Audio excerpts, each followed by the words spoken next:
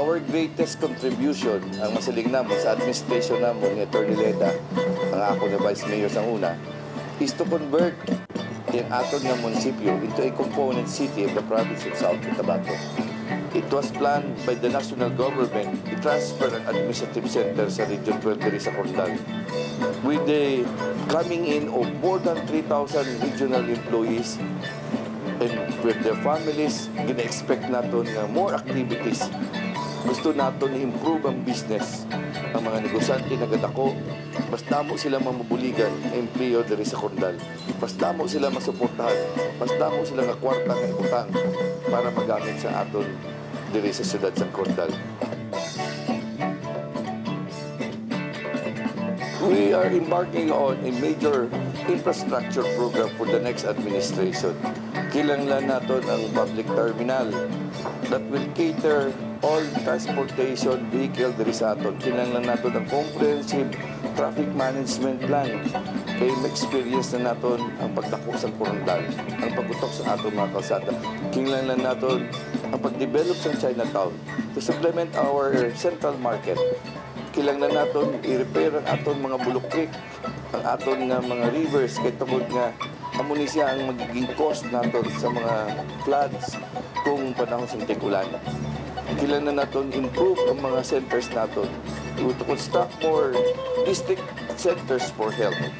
Kung umpisahan natin ang pagpatindog sa district clinic sa Bado 5 to cater all the adjacent barangays, kinahanglan natin nagpatindog sa una sa Bado 7. We still have to establish more district clinic or hospitals diri sa Bado 6 or Concepcion, in Santa Cruz to cater all the adjacent barangays, in Carpenter Hill. All these kinahanglan natin, siling natin ang mga major infrastructure programs. We also would like to support culture and arts.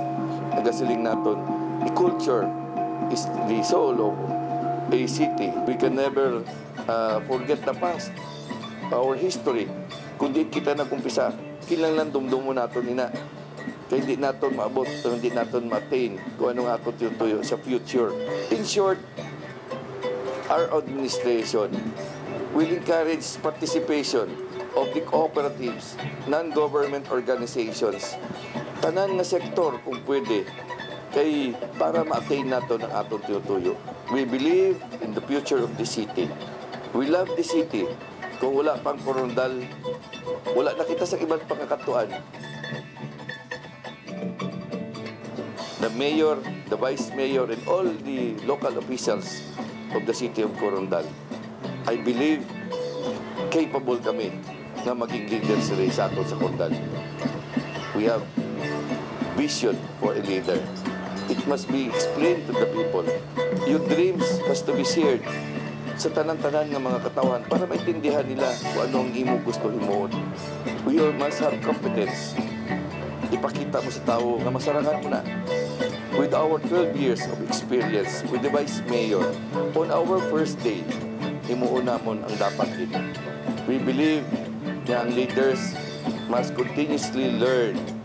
They must share experiences and must have deep knowledge sa tanan-tanan ng mga problema. Kung tagaan sang tsansa, ang De Jesus Leda team, madamo sa mga programa nga maplastar ang aton nga lokal nga pagamhanan, kami ni Vic Jesus nagapati nga in spite of the improvements ang aton nga infrastructures diri sa siyudad sang Coronda, in spite of the sprouting up no sang mga dalagtong mga buildings diri nga ginasugalan sa mga pribado nga mga negosyante, ini tanan nagasandig sa kasanyog kag kalambuan sang aton nga sektor. Give us another term to serve you.